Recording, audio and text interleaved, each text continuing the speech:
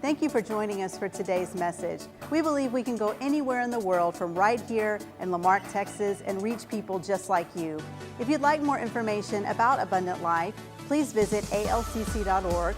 You can also text the number below if you would like to support the church financially. Be ready for a powerful message that's going to impact your life.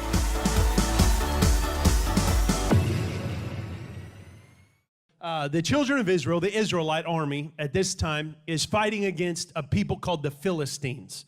And so if you're familiar with David and Goliath, the story where little David beats the big giant, the giant was a Philistine. It was another nation that was at war with the Israelites. And so the Israelites were God's people. So the Israelites at this time are battling with the Philistines, but the problem is the Philistines they'd kind of overruled and overcome the Israelites for years, and they had taken away all the blacksmiths. They hadn't let anybody train to be a blacksmith because they figured if we can rob their ability to make weapons, then how could they ever fight us in battle? Which makes sense, right? If they can't have weapons, all they had were farming tools. All they had were shovels and picks and hoes. If that's all they had, then how could they ever battle us and how could they ever defeat us? That's what the Philistines said. And I think that makes sense because, look, the enemy in your life, he doesn't care if you fight. He just doesn't want you to have the weapon that will defeat him. He's like, man, you can fight with a shovel all you want, but my sword is going to defeat your shovel. That's what the devil says. So watch, if you can step into battle and be armed with the right weapon. So what you got to do is not let the devil rob your ability to grab the weapons that God has given you. Does that make sense? That'd be a good time if you have some weapons to put your hands together real quick, just if you got them, but if you don't, that's cool. And so it says that they robbed their ability to get weapons. And so there are only two people in the entire army that had a sword. Jonathan, who was the king's son, and the king, Saul. Two people. So it says Jonathan, the king's son, said to his armor bearer, who had, I guess, I don't know what he was bearing, but he was with him, it was his buddy. And he said, let's go towards the Philistine army and see what we can do. He said, let's go cause some trouble. He said, we're not going to tell anybody. We're just going to do it. And he said, here's the deal. If we walk up the hill to them and they say to us, come up because we're going to kill you, he said, we're going to know that God has delivered them into our hands. And so the Bible says they start hiking up. And it said they were in a valley, and the place they were going, they had to walk in between two cliffs. And they were hiking up these two cliffs. And it's interesting because the two cliffs have different names. One is called Bozez, and one is called Sinah. And the word Bozez means a thorny, sticky place. So as he was hiking towards his destiny, as he was going up into battle, he was marching through the thorns, and he was getting tore up and scratched up and held back. Has anybody in here ever felt like you've been marching through some thorns, that you've been torn up trying to get towards your destiny? You've been held back. You've been beat up a little bit. Am I talking to anybody today? Or have y'all just had an easy ride all the way to your victory? Now, I feel like every one of us has been through a little bit of thorns. And then it says on the other side, it was called Sinah, which means a slippery slope. Now watch, the higher you got, the farther you have to fall. And so often we got thorns on one side and we got the slippery slope on the other. And it said Jonathan and his servant hiked all the way up, and they saw the Philistines, and the Philistines were like, hey, why don't you come up so we can kill you real quick? And Jonathan said, man, we know God has given us a victory. And so it says they went up and they killed, I don't remember what it was, like 40 or 30 or 40 men, the two of those guys killed, just one after the other. And they won a great victory. And it says the entire camp of the Philistines started freaking out. And they started going crazy on each other. And it says they started running. And the whole army of the Israelites took off after them. And it said even people that had been hiding, that had been trying to stay away from battle, stepped into the battle and began to fight. Now, that's where we're at today. So Jonathan went up. Saul, his father, the king, was hiding while Jonathan was fighting. And Saul was sitting back and waiting, but Jonathan went ahead and went to fight. Now, this is where we're at in the scripture. Watch, verse 14, or chapter 14, verse 24. And the men of Israel had been hard pressed that day, So Saul laid an oath on the people.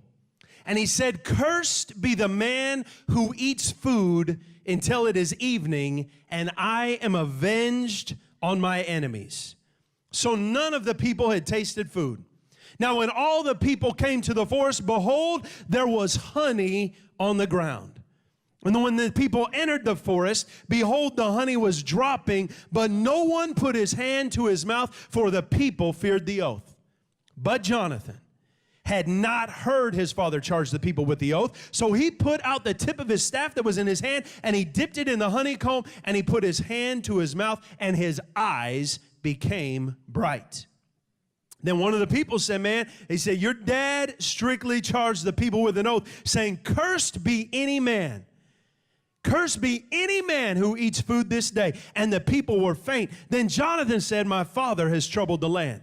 He said, "See how my eyes have become bright because I tasted a little of this honey? How much better if the people had eaten freely today of the spoils of their enemy that they found."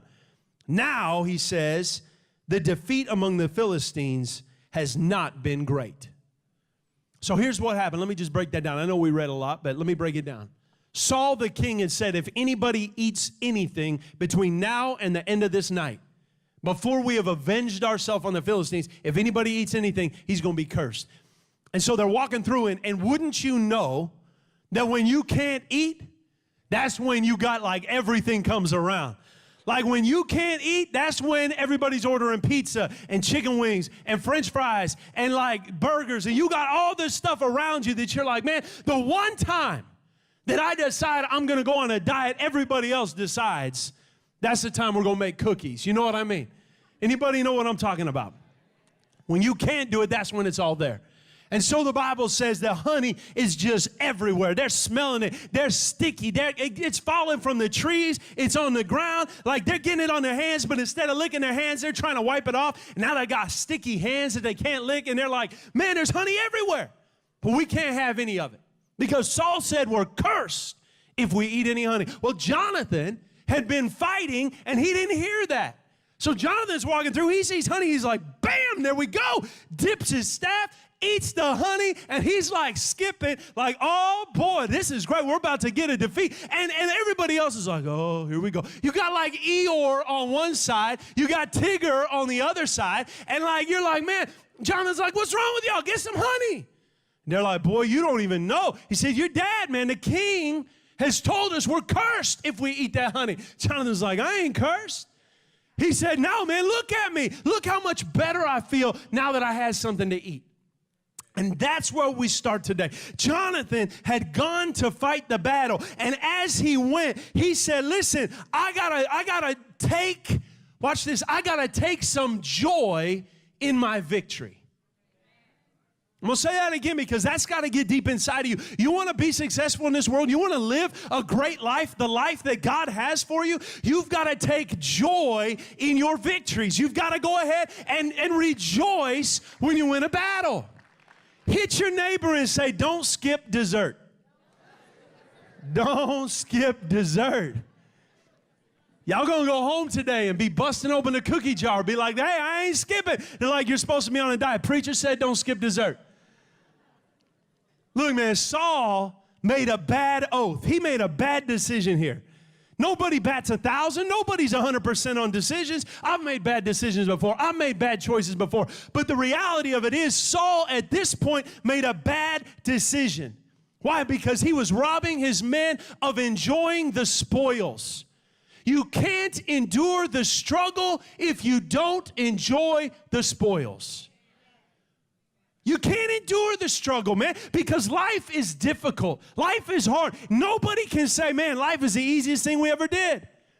I remember I saw a meme the other day online that said it was a kid that was like, man, I can't wait to graduate high school and start my life. And then it's like somebody that's been working every single day from the time they were in high school. They're like, my God, I wish I was back in school. I wish I was back doing nothing. Instead, I'm working 9 to 5, and I'm miserable. Everybody wants what they can't have. But watch this. You can't endure the struggle. You can't make it through life if you don't celebrate those things. There are areas in your life that you should have been enjoying, but watch, you've been too hard on yourself. You've been too hard on yourself. You've been saying, well, I know I did this, but I should have done that. And so I'm not going to celebrate this because it's not that. And so you end up robbing yourself of any kind of encouragement in your life. You rob yourself of the ability to celebrate the little things. You got to celebrate those small things. I think sometimes you got to practice your victory dance. You got to practice what you're going to do when you get the victory, because maybe you're not there yet. But I'm telling you, you've got to be ready when you do get there, because maybe you hadn't beat what's coming against you, but you got to be ready that when you beat it, you can get excited. You can be like, oh, look at me, I did it. I don't know what your victory dance looks like, and I'm not going to do it again because I look like an idiot. And I'm like there are some things in life I don't do.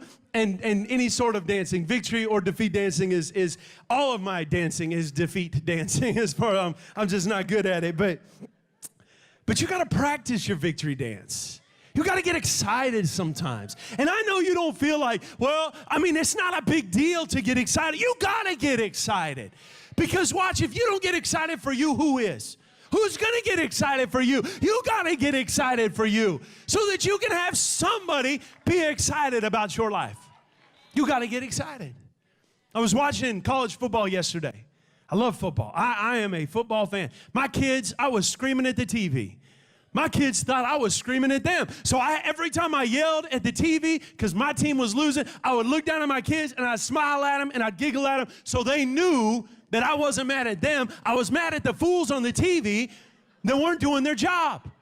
Catherine was like, Josh, they can't hear you. I'm like, it don't matter. It makes me feel better. But watch, you got to celebrate some things. But I was watching football yesterday, and there is something that has taken over the game of football that I haven't. It used to not be like this. I mean, everybody says it, but like 10 years ago, every time somebody gets a tackle, they get up and act like they just won the Super Bowl. Like they just got a tackle. The dude gained 25 yards on a reception and then ran another 10, and they tackle him, and he stands up like it's LeBron James. I'm like, what are you doing? He just gained 35 yards on you. You should not be celebrating this tackle. Like there is excessive celebration. Now look, you've got to learn the difference between celebrating and excessively celebrating. Because there's a difference. There's a time to celebrate and there's a time to hold back. You see, Saul was in a place, now watch, he was in a place of deprivation, of not celebrating anything. He was in a place right here, watch, where it was the paradox of progress. That Saul had said, nobody eats until we win. He wanted to win so badly that it kept him from winning. Have you ever wanted something so badly that you ended up ruining what you wanted? I've seen people in relationships do that. They wanted a relationship so badly, they wanted a girlfriend or a boyfriend so badly that when they finally got one, they smothered that person. And they text them all the time, and if they didn't get an immediate text back, they shot them another text, and another, and another, and another, and another, and another, and another, and then called them, and the person's like, man, I'm sorry, I'd set my phone down on the charger, and you got 50 messages that you just left me, and then they lose the relationship. Why? Because they overdid it. They smothered it. There used to be that Looney Tunes cartoon where it was I don't even remember what it was, like a giant or something, and he had the little bird. And he was like the little bird, and he was so excited about the bird that he ended up like smushing it in his hands. And you're like, what are you doing, man? Chill out. But he was so excited about it. Some of us do that. We get so excited about some things that we want the win so badly that it keeps us from winning. And that's where Saul was. And the Israelites were distressed, it said.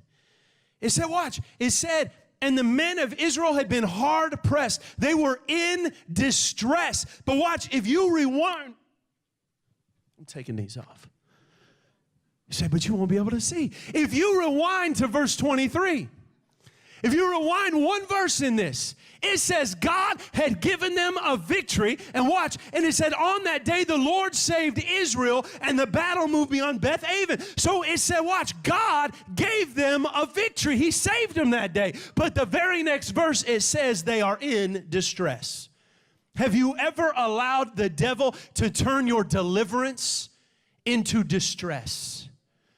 God was delivering you, but the devil made you distressed. I've had that happen before where I wanted to lose some weight. I constantly want to lose weight.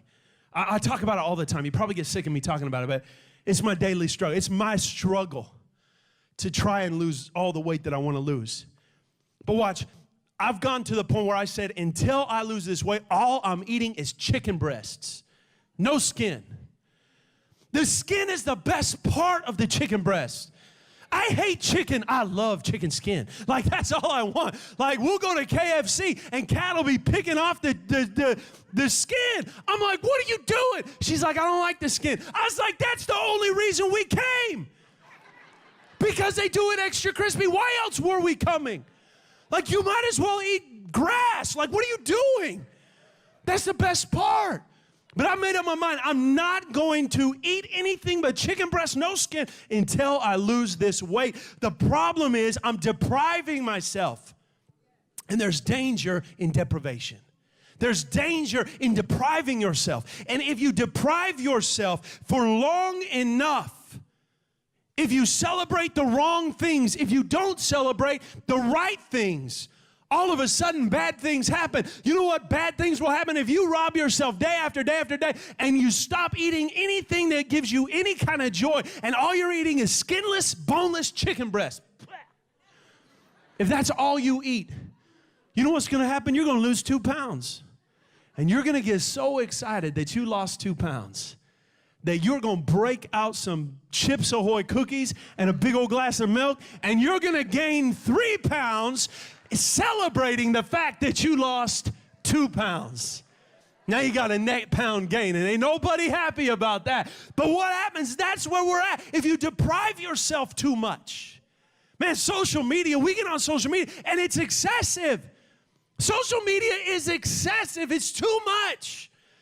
Man, I follow all kinds of people on like Instagram, and I'm looking at like, I follow like guys, because I want to lose weight, so I follow like these like how to lose weight guys, and these dudes are shredded. Like just shredded, six-pack muscles, like bam, looking great. And I'm like, man, I'm sick because I'm sitting here like fat looking at me like, God, I'm miserable. And these dudes are shredded. And you know what? I don't see how miserable they are eating their boneless, skinless chicken breast while I'm eating Popeyes and like dipping my biscuit in the mashed potatoes and gravy. And I'm like, man, these guys must be doing something right. And they're like, no, man, you don't get it. But watch, it's excessive. We see everybody else only posting their highlights. And we get disappointed because we're living our life day to day. They're posting their highlights, and that's all we see. So somewhere deep in our mind, even though we know it's not true, we think their highlights are their day to day. And we don't feel like we have any highlights because they're only celebrating their best. Watch, there's a danger in that to celebrate everything, because I'm trying to get you to celebrate the right things at the right times. That's what's important. Because there are some blessings that don't need to be broadcasted.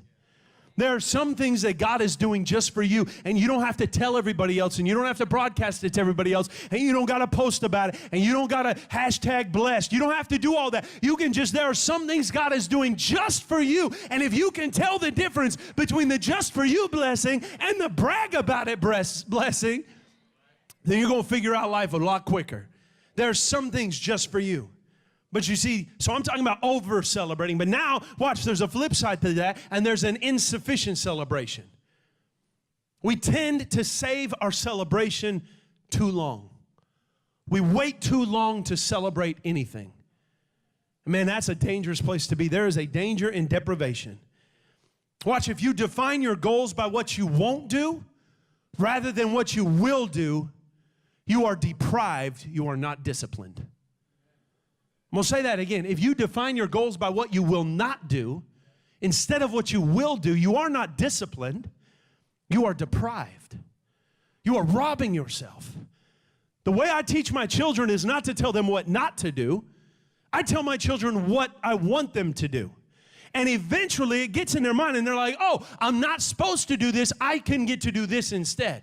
Instead of telling them no, no, no, no, no, I tell them yes, yes, yes, yes, yes on something else. That's how you've got to learn, and that's how you've got to live. But so many of us have grown up and we've forgotten that. And so we think we're disciplined if we rob ourselves of any kind of joy and celebration. And Jonathan said, look, man, my dad made trouble when he said that.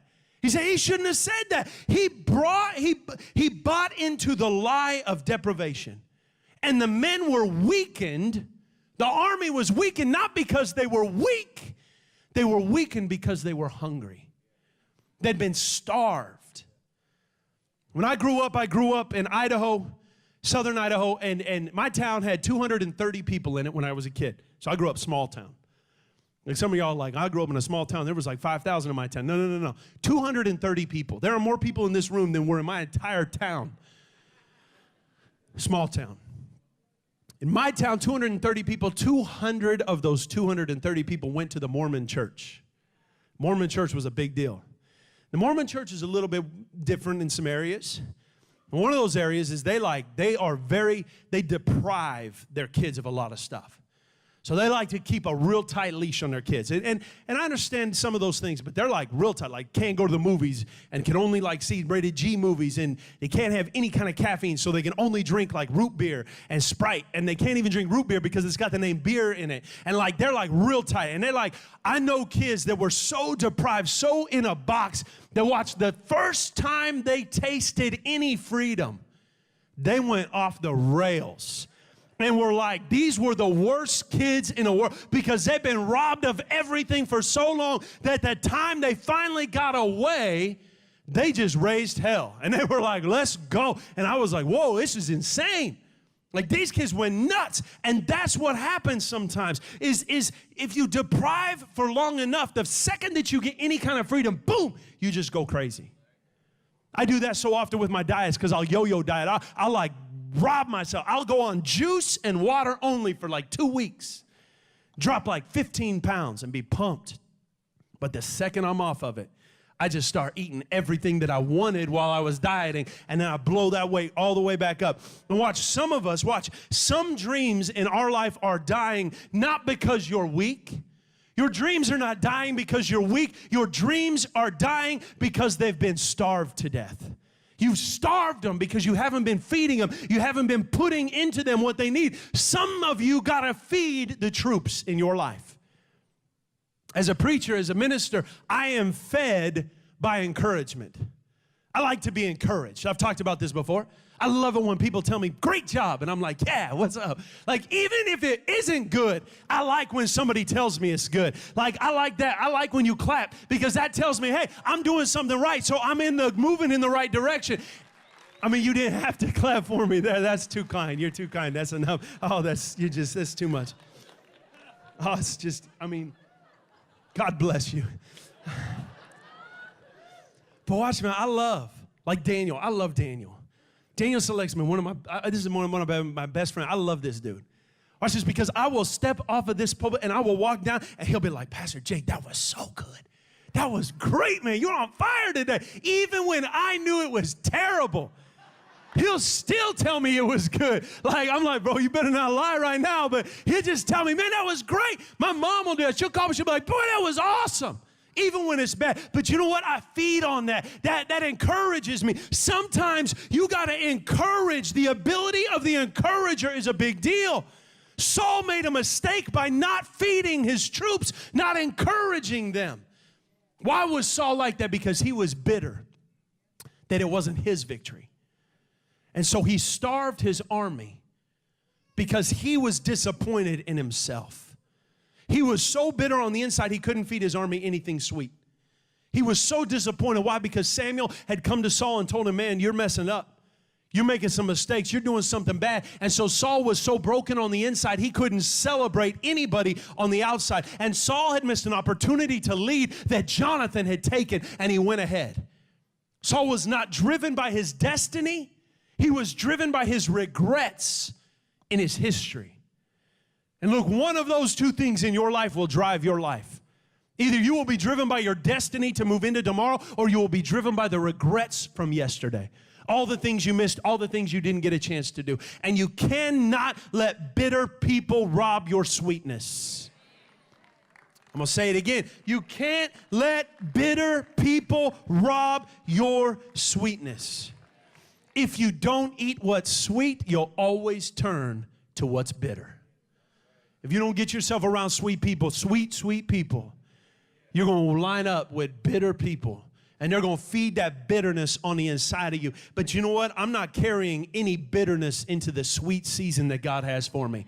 I believe we're stepping into a sweet season. I believe the last bit of this year, this last quarter, is going to be the best that we've ever had. We got to step into a sweet season. And I'm not carrying yesterday's bitterness into tomorrow's sweet season. I believe God's got something better for me than that. If the devil can't frustrate you in failure, what he will do is he'll try and rob the sweetness of your success. If he can't frustrate you with failure, if you're above that, if you say, man, devil, I know I might have fallen today, but I'm going to rise up tomorrow. If he can't do that, he'll try and rob the sweetness of your success. And watch this. I refuse to bite at the devil's bitterness. I refuse to take that because watch this. I recognize in my own life the more bitter the battle, the sweeter the victory is going to taste. The more bitter the battle, the harder I had to fight yesterday, my tomorrow's going to be so much better. That sweetness is going to be so much because I recognized. Look, man, it took when me and Kat decided to have babies, it took us a minute. It took us a little while to have children, and we prayed about it. We believed for it, and we hoped for it, and it was a bitter battle for a little bit.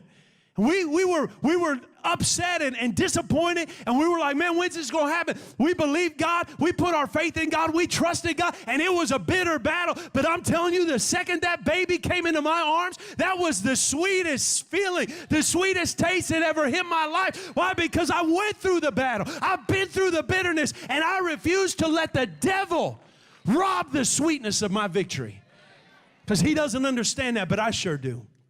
But the problem with all of us is we've all got a little bit of Saul. We've all got a little bit of Jonathan. There's a little Saul and a little Jonathan in all of us. And watch, life can leave a bad taste in your mouth. And it'll leave a bad taste to where when the next person comes into your life that's bringing the sweetness that God has, you've got the bitter taste in your mouth from yesterday and you're not able to taste the sweetness of God's blessing. It's like brushing your teeth, using mouthwash, and having a glass of orange juice in front of you.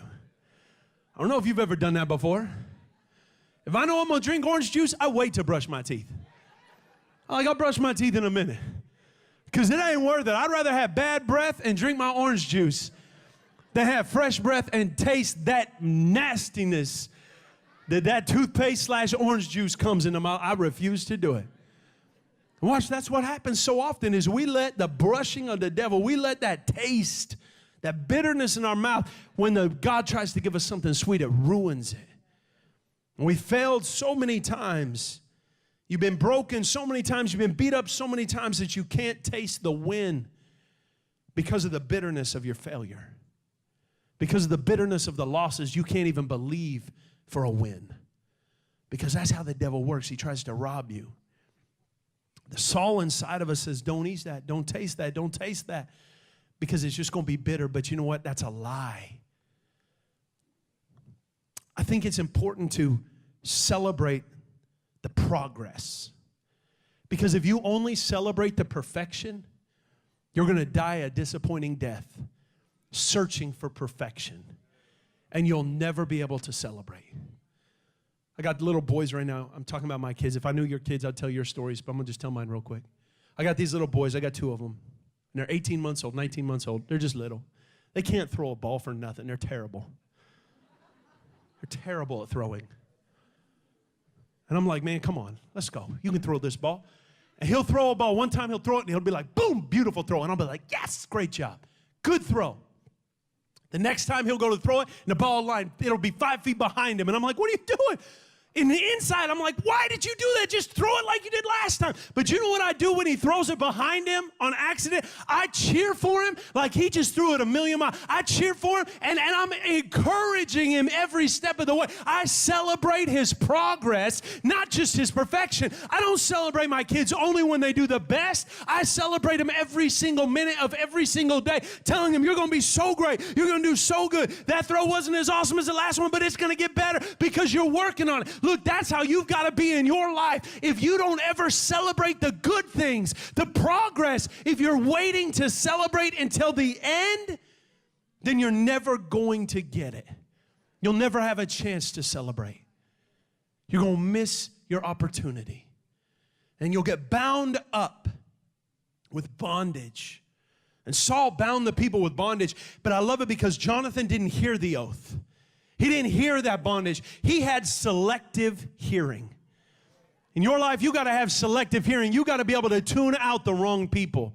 Tune out the wrong things. You got to begin to only hear the positivity around you, not the negativity. You got to only hear the good and not the bad. You got to selectively hear. And Jonathan did that. And Jonathan, look, he was a type of Jesus. He was not bound by what everybody else was bound by. And look, Jesus was not bound when he came to this earth by sin or pain or loss or struggle or sickness. He was not bound by it. And because of that, because Jesus was not bound, now we are free.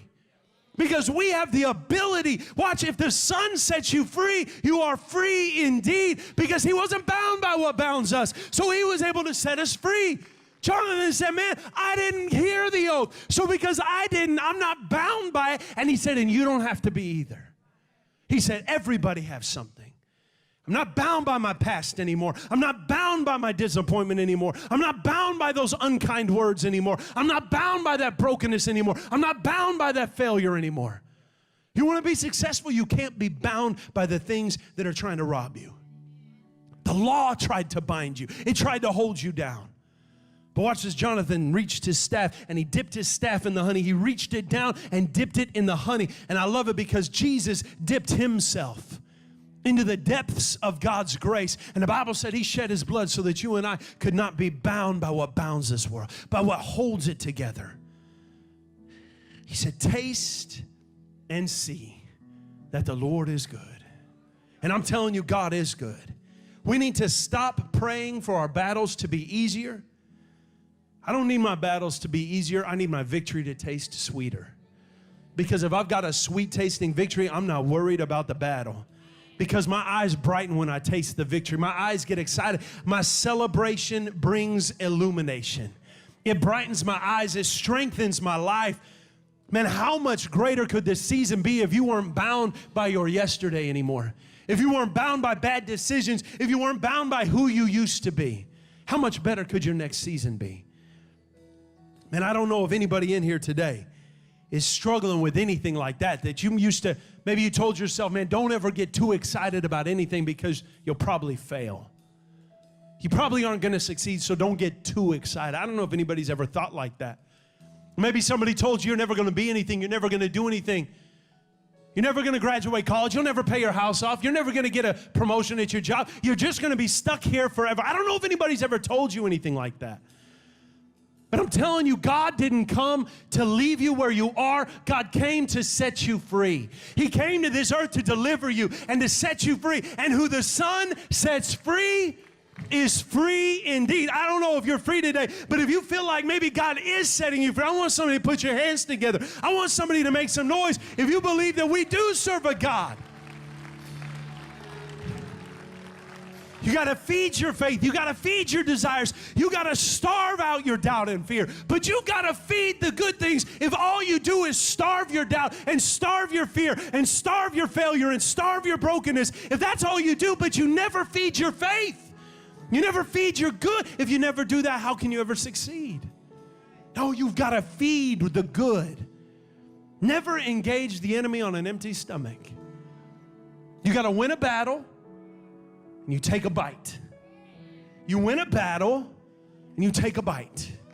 You win a battle and you take a bite. You win a battle, you take a bite. You win a battle and you take a bite. It's hard to sustain momentum going forward if you never celebrate. Every day you got to celebrate something. You got to tell yourself, win a battle, take a bite. Win a battle, take a bite. But some of us, what we want to do is we want to win a battle and then we want to take a bite myself. And let's take a bite after a bite after a bite.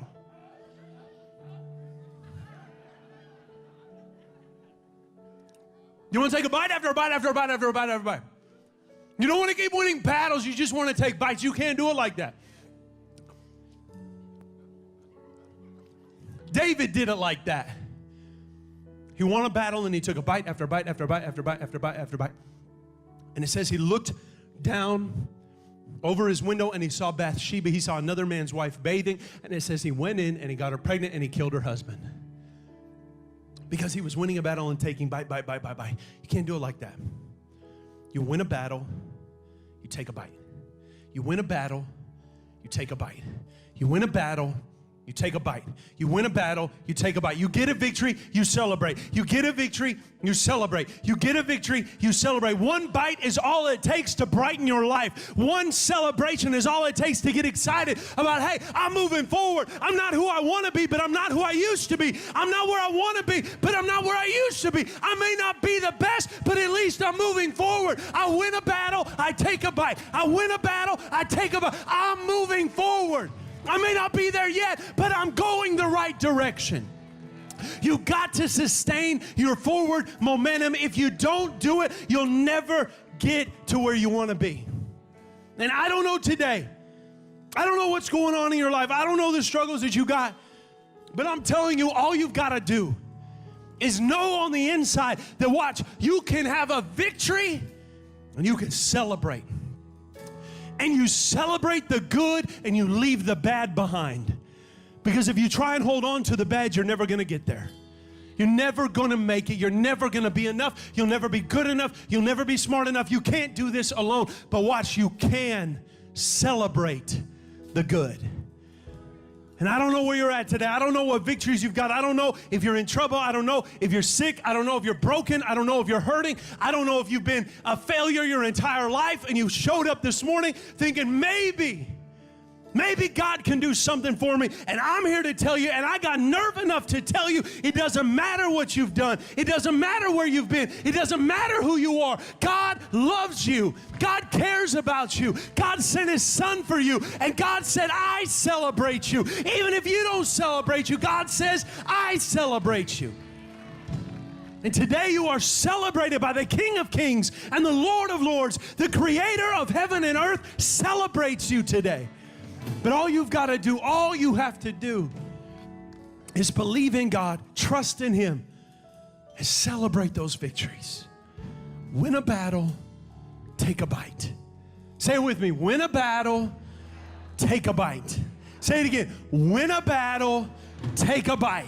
Win a battle, take a bite. That's how you got to live. That's how you got to step every step forward. You say, man, I'm doing it. God is so good. This is going to be my year. This is going to be my time. My family is great. My life is great. My God is great. I'm going to do it. I'm going to succeed. I'm going to be more than enough. I'm going to be the head and not the tail. Above and not beneath. I'm going to win. I'm going to win. I'm going to win. And pretty soon, watch, you start believing it. And you start living it. And you start trusting in it. And you don't let the devil lie to you anymore. And you don't let him rob from you anymore. And you don't let him hold you down anymore. Why? Because you win a battle, you take a bite.